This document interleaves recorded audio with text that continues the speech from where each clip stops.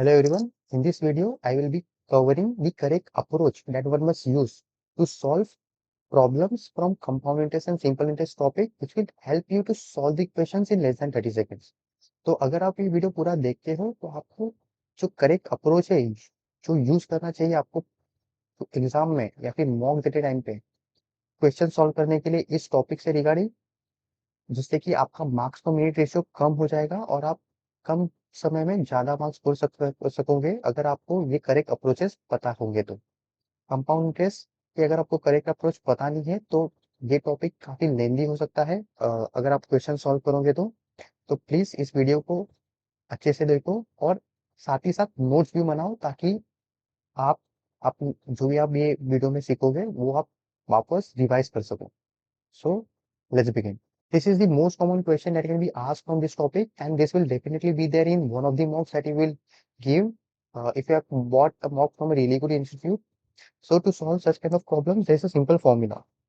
So in this kind of question, usually the kind of things that will be given to you will be the principal, the time,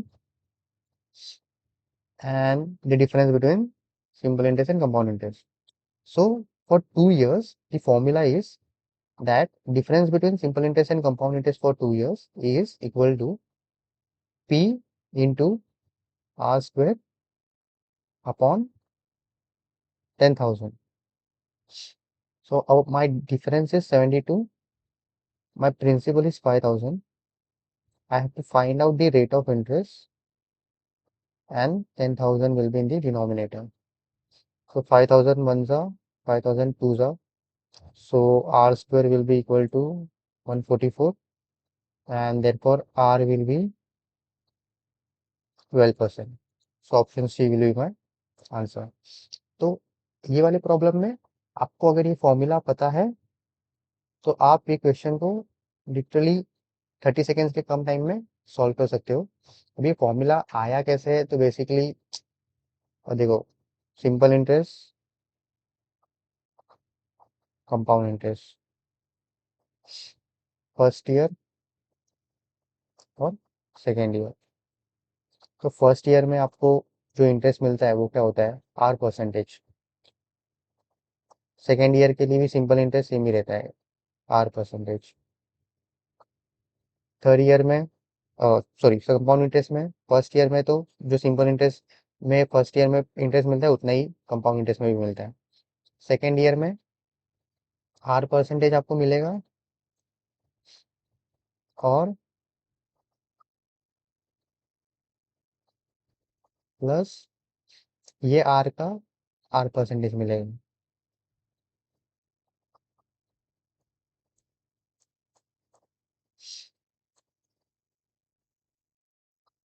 तो अगर मैं इसका difference निकालता हूँ तो ये माइनस ये माइनस, मेरा डिफरेंस क्या बनता है, R percentage into R percentage which is nothing but R by 100 into R by 100 which is R square by 100 upon 10,000। और ये आर किस पे होगा, प्रिंसिपल पे होगा। तो मतलब ये फॉर्मूला ऐसे बना है, ये इसका डिराइवेशन है। हालांकि ये आपको पता नहीं मतलब नहीं होगा तो भी चलेगा, बट ये आपको फॉर्मूला याद होना चाहिए अगर आपको ये सवाल टाइप का सवाल सॉल्व करना है तो। Now this is a similar kind of problem from the earlier problem that we solved, in which we have to find the rate of interest. Now we have to find out the sum. So for this, you need to know a concept called tree method.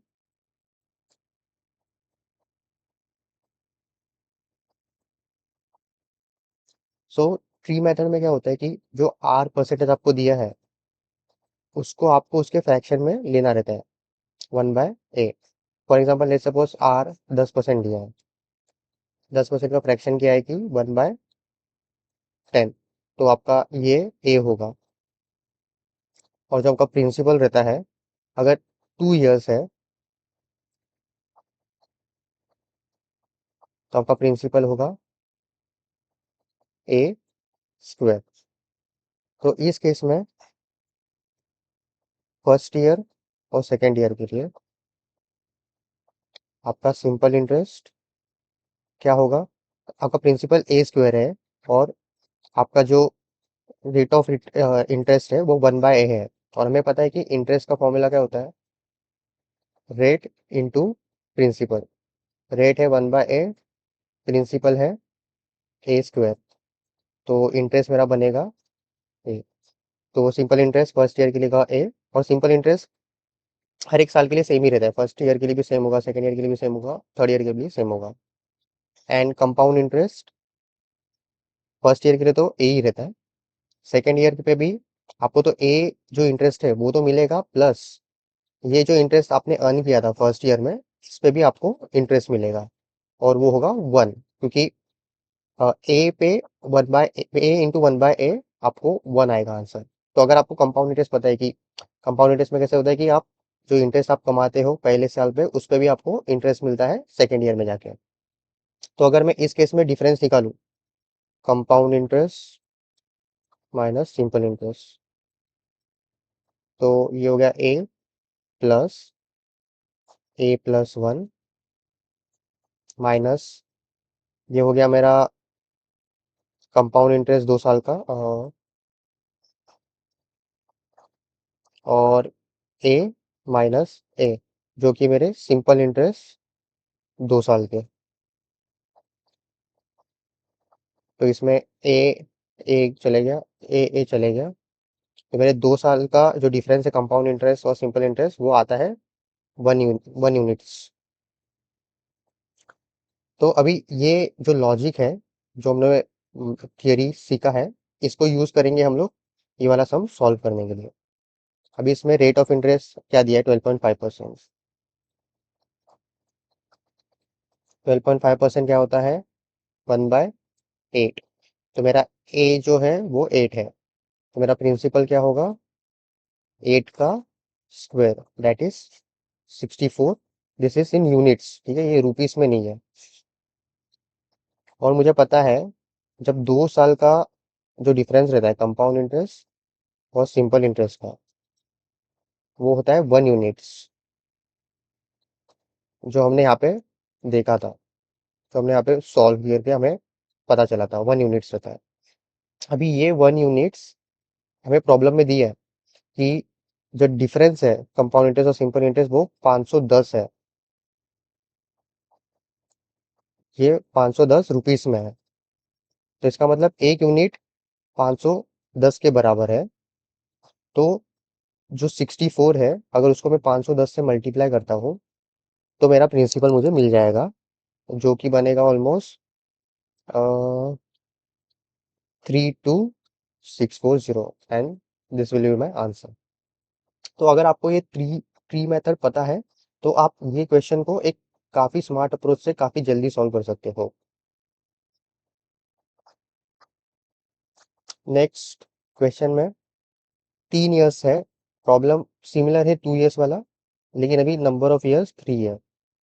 तो देखते हैं इस case में हम लोग कैसे solve करेंगे। हालांकि प्रोसीजर सेम ही है, बट यहाँ पे सिर्फ 1 साल बढ़ गया है। तो फिर से हम लोग देखते हैं ट्री मेथड इसमें 3 साल के लिए।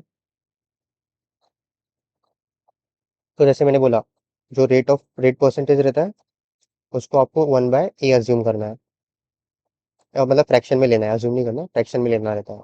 और जो प्रिंसिपल होगा आपका, वो सिंस अभी 3 है तो a का क्यूब, अगर जब 2 था तो a का स्क्वायर, बाद में सिंपल इंटरेस्ट और कंपाउंड इंटरेस्ट फर्स्ट ईयर के लिए, सेकेंड ईयर के लिए, थर्ड ईयर के लिए। सिंपल इंटरेस्ट क्या होगा फर्स्ट ईयर के लिए, ए स्क्वायर, सेकेंड ईयर के लिए भी सेम ही होगा, थर्ड ईयर के लिए भी सेम ही होगा, क्योंकि 1/a इंटू ए क्यूब आप देखोगे, मल्टीप्लाई करोगे तो ए कैंसिल होके ए स्क्वायर बच जाएगा। अभी कंपाउंड इंटरेस्ट फर्स्ट ईयर में क्या होगा, ए स्क्वायर तो मिलेगा ही आपको, ठीक है, सेकेंड में भी मिलेगा, थर्ड में भी मिलेगा। सेकेंड ईयर में ये जो आपने इंटरेस्ट अर्न किया है फर्स्ट ईयर का, उस पे आपको इंटरेस्ट मिलेगा, तो वो होगा ए, क्योंकि ए स्क्वायर इंटू 1/a अगर आप करोगे तो आपको आंसर आता है ए, जो कि इंटरेस्ट है, जो ये वाली वैल्यू है। देन थर्ड ईयर में ए स्क्वायर आपको तो इंटरेस्ट मिलेगा ही, प्लस ये जो आपने इंटरेस्ट कमाया है फर्स्ट ईयर में उस पर भी आपको इंटरेस्ट मिलेगा, और सेकेंड ईयर में जो आपने इंटरेस्ट कमाया है उस पर भी आपको इंटरेस्ट मिलेगा। तो a square into one by a is a, similarly a square into one by a is a, और one by a into one by a is one. तो अगर मैं देखूं तो मेरा 3 साल का, अगर मैं डिफरेंस निकालूंगा किस केस में, compound interest minus simple interest for 3 years, तो मेरा देखो, ये ए स्क्वायर कैंसिल हो जाएगा, ये ए स्क्वायर कैंसिल हो जाएगा, ये ए स्क्वायर कैंसिल हो जाएगा, और बचेगा मेरे पास सिर्फ a plus a plus a plus one, which is nothing but 3a+1 units.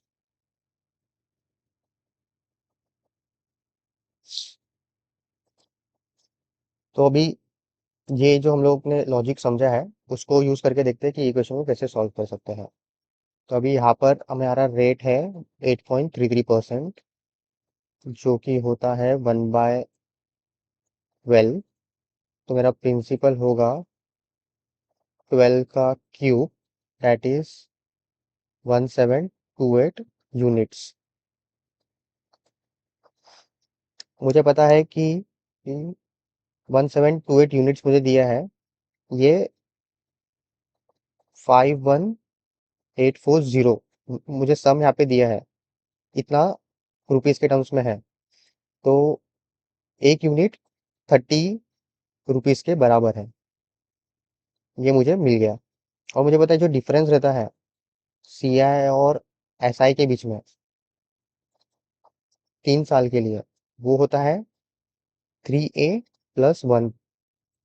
तो मेरा ए क्या है यहाँ पे, 12 है, तो 3 × 12+1, विच is nothing but 37 units. But मुझे आंसर रुपीस में चाहिए, और मुझे पता है कि एक यूनिट 30 रुपीस के बराबर है। तो 37 × 30, थ्री थ्री थ्री ज़ा 9, 3 7 ज़ा 21, तो 111 rupees will be my answer. तो अगर आपको ये ट्री मेथड पता है तो आप सिंपल इंटरेस्ट और कंपाउंड इंटरेस्ट वाले जो डिफरेंस वाले क्वेश्चंस है वो काफ़ी इजीली सॉल्व कर सकते हो कम टाइम में। हालांकि ये समझाते वक्त मुझे ज़्यादा टाइम लगा होगा, बट जब आप इसको एक्चुअल में सॉल्व करोगे ये मेथड यूज़ करके, तो आप ये काइंड ऑफ प्रॉब्लम्स को काफ़ी ही आसानी से सॉल्व कर सकते हो, और वो भी कम टाइम में। अभी इसमें आपको बोला है कि find the rate of interest, 3 साल है, आपको प्रिंसिपल दिया है, आपको टाइम दिया है, और आपको डिफरेंस दिया है, और आपको रेट ऑफ इंटरेस्ट फाइंड करना है। ठीक है, अभी हमने जैसे हमें पता है कि जो डिफरेंस होता है कंपाउंड इंटरेस्ट और सिंपल इंटरेस्ट 3 इयर्स का, वो 3a+1 यूनिट्स होता है। ठीक है, तो जो डिफरेंस है compound interest minus simple interest का, that is equal to 3a+1, और वो हमें प्रॉब्लम में दिया है कि 61 रुपीज़ के बराबर है। अगर मैं ये इक्वेशन को सॉल्व करता हूँ तो 3a = 60, a = 3 1 सा 3 20 सा, तो a = 20। और हमें पता है कि r जो परसेंटेज होता है वो 1/a के बराबर है। यहाँ पे मेरा 1/a a क्या है, 20, तो 1/20 होता है 5%, सो 5% विल बी माई आंसर। तो अगर आप देखो ये क्वेश्चन, अगर आप नॉर्मल अप्रोच से सॉल्व करने जाओगे तो काफ़ी टाइम लगेगा। अगर आपको ये कॉन्सेप्ट पता है ट्री मेथड वाला, तो देखो आप कितने जल्दी सॉल्व कर सकते हो। एग्जाम में तो मैं ये जो कैलकुलेशन है वो मेंटली ही करूंगा। जैसे मुझे पता है कि डिफरेंस 61 है, तो मैं 3a+1 उसमें से 1 माइनस करके 60, ए मेरा मिलेगा 20, 1/20 5% होता है। ये मैं मतलब लिखूंगा भी नहीं, ये मेंटली करके मैं ये काइंड ऑफ क्वेश्चन को सॉल्व कर सकता हूँ, और वो भी काफ़ी ही कम टाइम में। अभी इसमें क्या दिया है, if the ratio of difference between compound interest and simple interest for 3 years and 2 years is 31/10, then find the rate of interest. तो आपको 3 इयर्स का जो है कंपाउंड इंटरेस्ट और सिंपल इंटरेस्ट का रेशियो आपको दिया है 31। तो जैसे हमें पता है कि जो कंपाउंड इंटरेस्ट और सिंपल इंटरेस्ट होता है 3 साल के लिए, उसका डिफरेंस वो होता है 3a+1। और हमें प्रॉब्लम में दिया है कि वो 31 यूनिट्स के बराबर है। तो 3a = 1 माइनस कर दिया 30, तो a मिल गया मुझे 10। अब r परसेंटेज क्या होता है? 1/a। तो 1/10, क्योंकि a मेरा 10 है, तो ये हो गया 10%। तो 10% will be my answer. Next question देखते हैं। Okay, the ratio of compound interest and simple interest for 3 years is 469 and 432. Find the ratio of compound interest and simple interest for 2 years. Okay, तो अभी अपने को देखो, compound interest for 3 years दिया है और सिंपल इंटरेस्ट फॉर 3 years, इसका ratio दिया है। तो अगर मैं इसका डिफरेंस निकालूं, मतलब अगर मेरे को डिफरेंस निकालना है कंपाउंड इंटरेस्ट और सिंपल इंटरेस्ट का, जो 3 साल का है, वो क्या होगा? 469 माइनस 432, जो कि बनेगा ऑलमोस्ट 37। अभी मुझे पता है कि 3 साल के लिए जो कंपाउंड इंटरेस्ट और सिंपल इंटरेस्ट का डिफरेंस होता है वो होता है 3a+1। 3a+1, this is 37 units. 3a = 36, a = 12। अभी मुझे क्या बोला है कि मुझे रेशियो फाइंड करना है कंपाउंड इंटरेस्ट और सिंपल इंटरेस्ट का फॉर 2 years। ठीक है, अभी अभी 2 साल का कंपाउंड इंटरेस्ट क्या होगा? देखो, ये जो अ, है, एक सेकंड,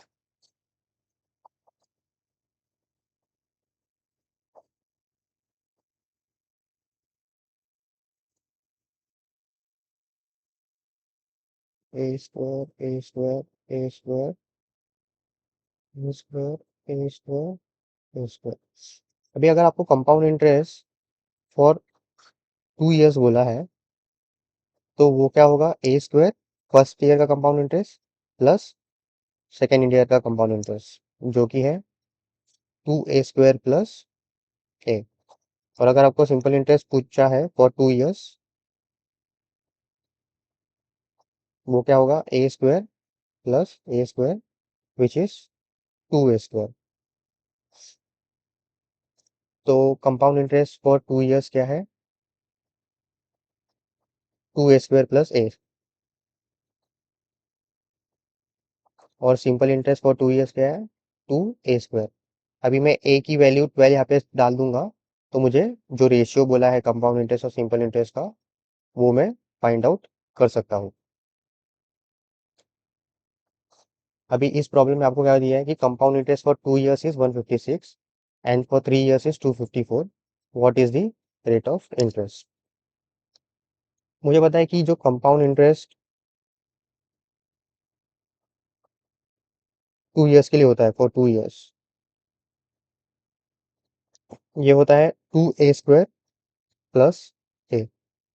और मुझे ये भी पता है कि जो कंपाउंड इंटरेस्ट होता है फॉर 3 years, वो होगा 3a² plus 3a+1।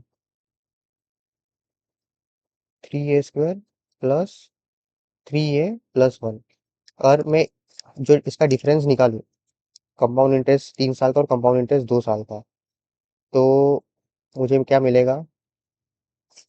a² plus 2a+1, जो कि होता है a+1 दी होल स्क्वायर।